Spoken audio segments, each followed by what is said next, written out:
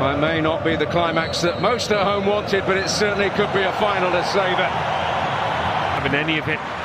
We certainly won't use it as an excuse. This is Ronaldo. Bruno Fernandes, and in the way is Daily Blind.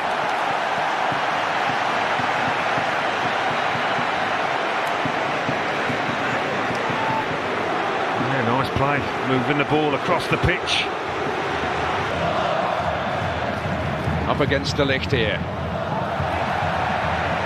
Whenever De Ligt makes a challenge, he tends to get it right. He thought that'd bounce back off his man, but it didn't. Danilo on the charge. Here is Ronaldo. Van Dijk. And he couldn't resist that one when it bounced up in front of him.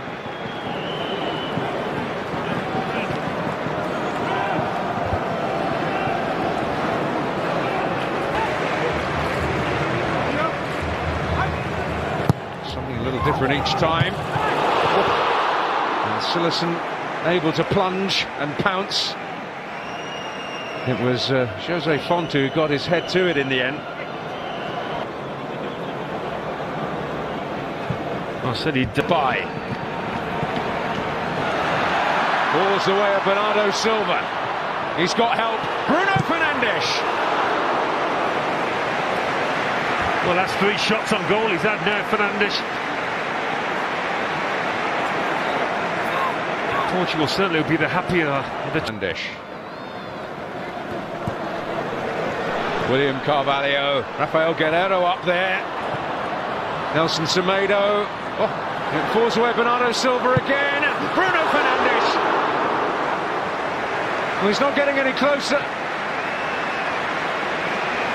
Well, you see from the expression of Bernardo Silva, they'll feel, the Portugal lads, they should be ahead by now. The positions they've got into, the opportunities they've had. It's not like they've had a... Bruno Fernandes once more. Bernardo Silva. Oh, and it was a very important challenge by De Jong. Just did enough there. Ronaldo. Away from Denzel Dumfries. It's opened up.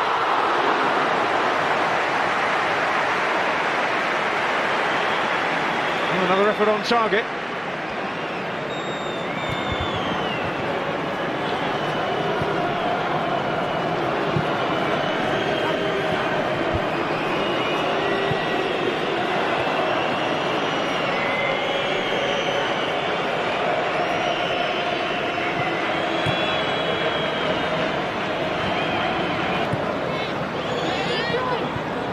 And on again, Nelson Semedo.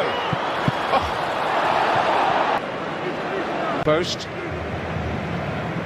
That's an interesting one tonight because only 2 centre-backs are on the pitch. Well, Portugal with less possession are certainly causing the greater threat. Ronaldo warming the hands of Jasper Sillerson. Bruno Fernandes always fancying an effort on goal, and no wonder with 33 to his name at club level this season. But at half-time in the UEFA Nations League final, it is goalless. Very interesting season at Sevilla, Quincy Promes. Played as a wing-back, even as a full-back, as well as sometimes an out-and-out striker this season. Well, it certainly had an impact when he came on against England. Really did make a difference, gave them something different. To Depay.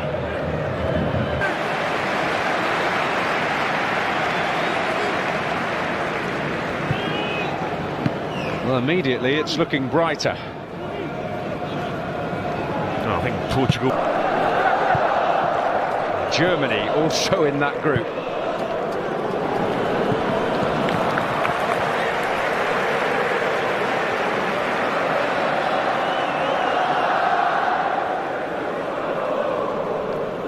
Into Ronaldo once more.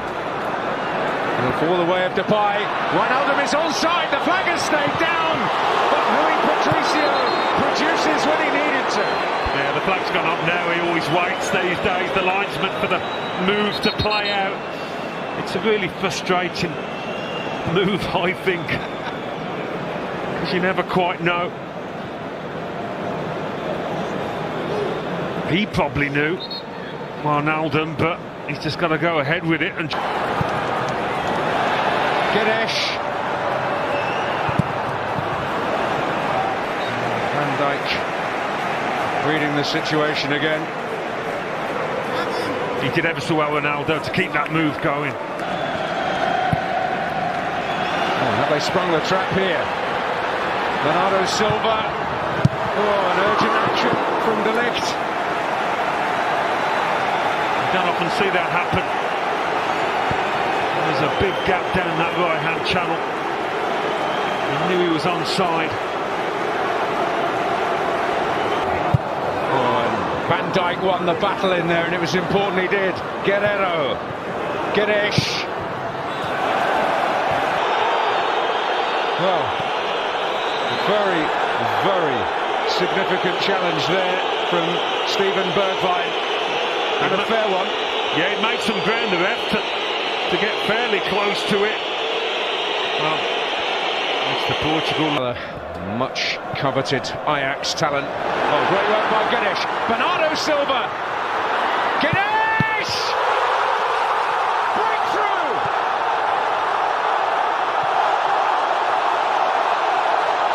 An outpouring of joy in Porto!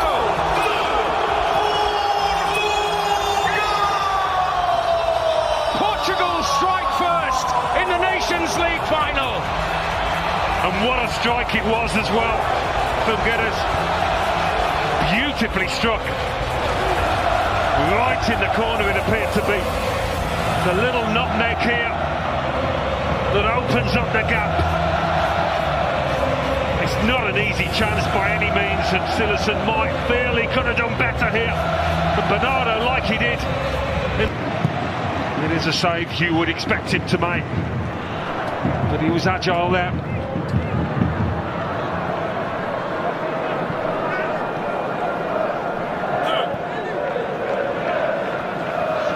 Unselfish balls to teammates. Promise will get there. Daily Blind. In comes Denzel Dumfries, and Rafael Guerrero made it his. Free kick awarded in his favour, but a brave and vital piece of defending. Yeah. Wijnaldum.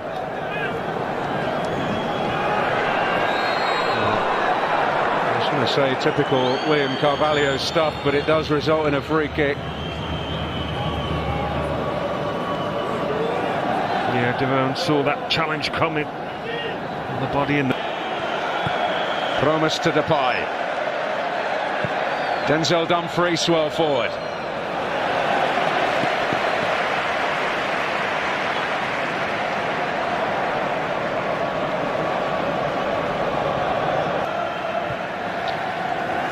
Rafa Silva being ushered forward by Fernando. The blame, Bernardo Silva trying to make his way through.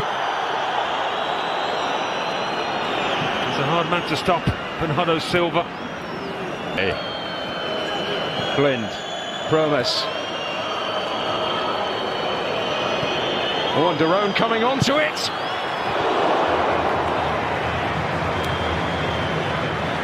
Oh, an opportunity to at least test the goalkeeper. Yeah, just to keep it down, coming onto it.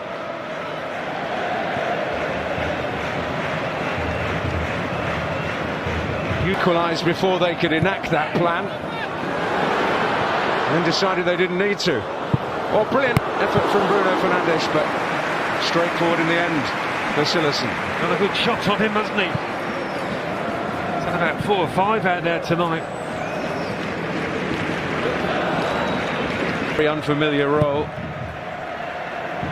and he's matched him, and up he goes. So he's here, the referee, and up there, centrally on the edge of the box. What a chance on here for Nelson Semedo. Well, it's the right back this time. He's slowly moving back towards his feet. Ball in from Promise. Rui Patricio happy to eke out, though that is a definitive change. This is Rafa Silva. Beautifully away from Frenkie de Jong.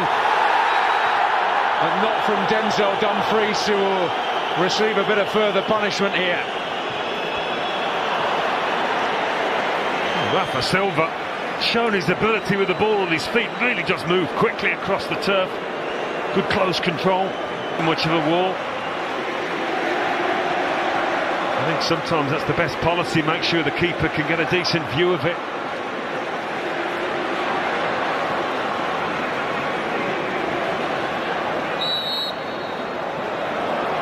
Here it goes. For to blend. And that's Rui Patricio's and one of the biggest cheers of the night.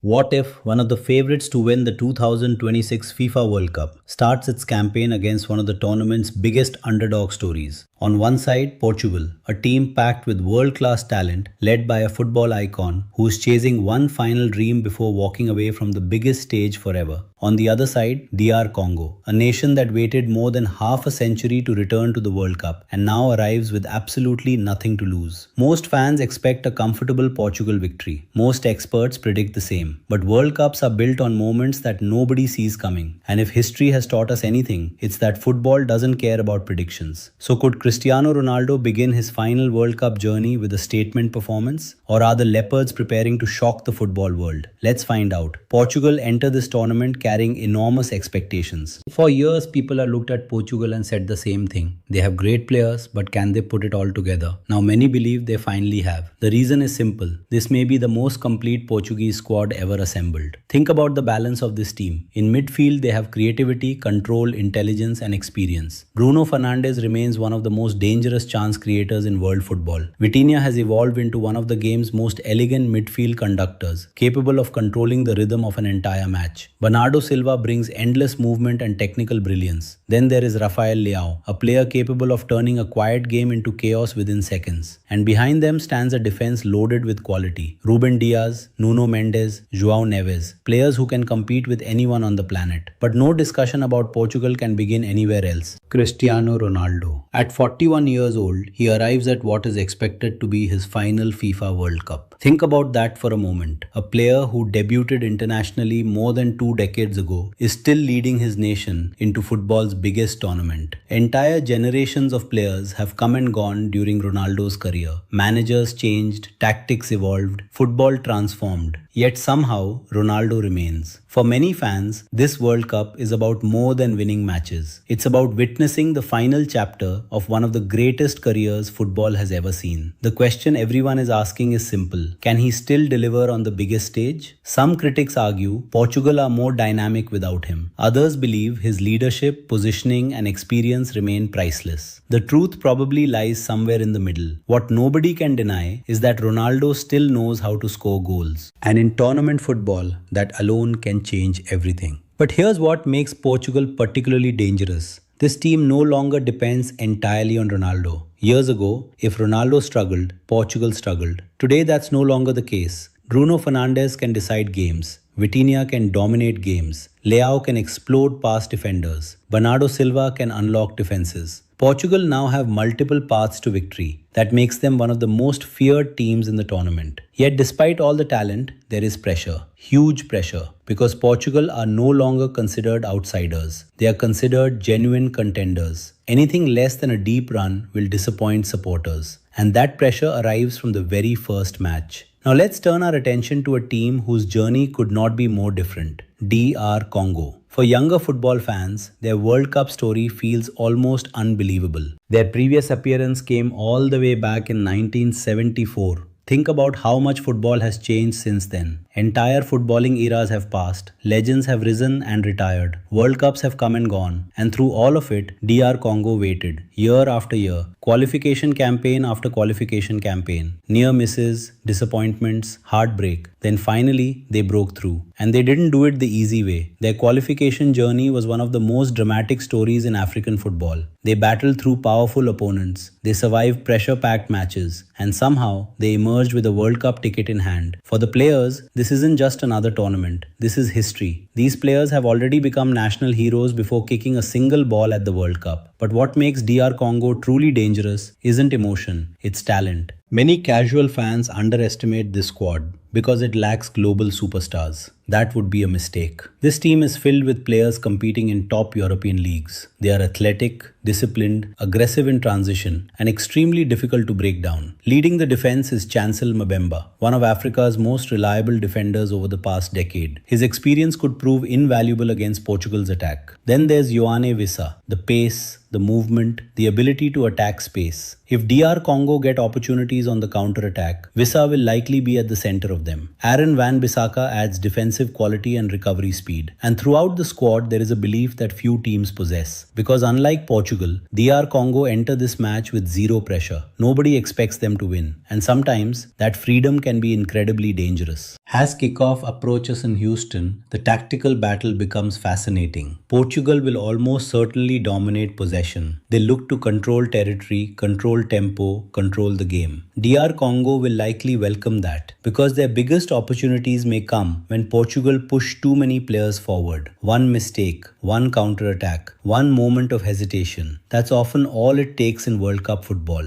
And there is one particular battle that could decide everything. Portugal's attacking stars against DR Congo's defensive organization. If the Leopards can survive the early pressure, frustration could begin to creep into the Portuguese side. And that's when things get interesting. Because football history is filled with favorites who thought victory would come automatically. The question is, will Portugal avoid that trap? Or could DR Congo create one of the biggest stories of the opening round? Because when we return, we'll dive deeper into the tactical matchups, key players to watch, score predictions, and the one shocking scenario that could completely change Group K. We explored the contrast between Portugal's superstar-filled squad and DR Congo's inspiring underdog journey. Now it's time to look at what might actually happen when these teams step onto the field. Let's start with the midfield battle. This is where Portugal hold perhaps their biggest advantage. Modern football is often decided by who controls the center of the pitch, and few teams in the tournament can match Portugal in this department. Vitinha has become one of the most intelligent midfielders in world football. His ability to receive under pressure, escape tight spaces, and dictate tempo is extraordinary. Alongside him, Bruno Fernandes constantly searches for opportunities to create danger. Most players see passes, Bruno sees possibilities. That combination could create major problems for DR Congo. The challenge for the African side will be preventing Portugal from establishing rhythm. If Portugal settle into possession comfortably, they become extremely difficult to stop. Expect DR Congo to stay compact. Expect them to close passing lanes. Expect them to make Portugal work for every chance. And that's where patience becomes crucial. One thing tournament football repeatedly teaches us is that early goals change everything. If Portugal score within the opening 20 minutes, the game could open dramatically. DR Congo would be forced to take more risks. Spaces would appear. Portugal's attacking talent could take advantage. But if the score remains level deep into the first half, pressure begins to grow, doubt begins to appear, and suddenly the underdog starts believing. That psychological battle may be just as important as any tactical battle. Now let's talk about Cristiano Ronaldo. Because regardless of age, regardless of form, regardless of debate, all eyes will be on him. Every touch, every shot, every movement will be analyzed. This tournament carries special significance. Football fans know they are watching the final World Cup appearance of an icon. Players often rise to extraordinary levels during moments like these, and Ronaldo has built his entire career on proving doubters wrong. A goal in this match would not simply help Portugal win. It would become another chapter in one of football's greatest stories. Yet there is another player who could quietly become Portugal's most important performer, Vitinha. Many casual fans focus on Ronaldo. Many focus on Bruno Fernandes. But Vitinha might be the engine that powers everything. If he controls the midfield, Portugal control the match. It's that simple. For DR Congo, the key man may be Yoane Wissa. Against stronger opponents, chances often arrive in limited numbers. When they come, they must be taken. Vissa's pace and directness offer the most realistic route toward an upset. If Portugal's defensive line pushes high, he could find the space needed to create something special. Another fascinating factor is emotion. Portugal are expected to win. DR Congo are expected to compete. Those expectations create completely different mental environments. Portugal carry pressure. DR Congo carry freedom. And throughout World Cup history, freedom has produced some remarkable surprises. Remember, the World Cup is not simply a competition of talent. It's a competition of belief. Some of the greatest shocks ever witnessed happened because one team believed while the other assumed. That is why Portugal cannot afford complacency, not even for a moment. Now let's make a prediction. On paper, Portugal possess superior quality in almost every area. They have more experience at the highest level, more depth, more creativity, more match winners. Over 90 minutes, those advantages are difficult to ignore. However, DR Congo are unlikely to make things easy. Expect a disciplined defensive performance. Expect physical battles. Expect moments where Portugal are forced to remain patient. The first half could be tighter than many expect, but eventually Portugal's quality should begin to tell. A clever pass from Bruno Fernandes, a midfield breakthrough from Vitinha, a decisive finish from Ronaldo or Leão. Those moments are what separate contenders from underdogs. My prediction, Portugal 2-0 DR Congo. A professional performance rather than a spectacular one. A result that gives Portugal the perfect start while reminding everyone that World Cup victories are rarely straightforward. For DR Congo, even defeat would not end the dream. The battle for qualification often extends far beyond the opening match, and this team has already shown remarkable resilience throughout their journey. But for Portugal, this game represents the first step towards something much bigger, a possible World Cup title, a final Ronaldo story, and perhaps the realization of a dream generations of Portuguese fans have waited to see. The stage is set, Houston is ready, millions will be watching, one team chasing glory, one team chasing history, and when the whistle blows, only one thing is certain. The World Cup never follows the script for long. That's why we watch, that's why we believe, and that's why Portugal versus DR Congo could be far more memorable than anyone expects.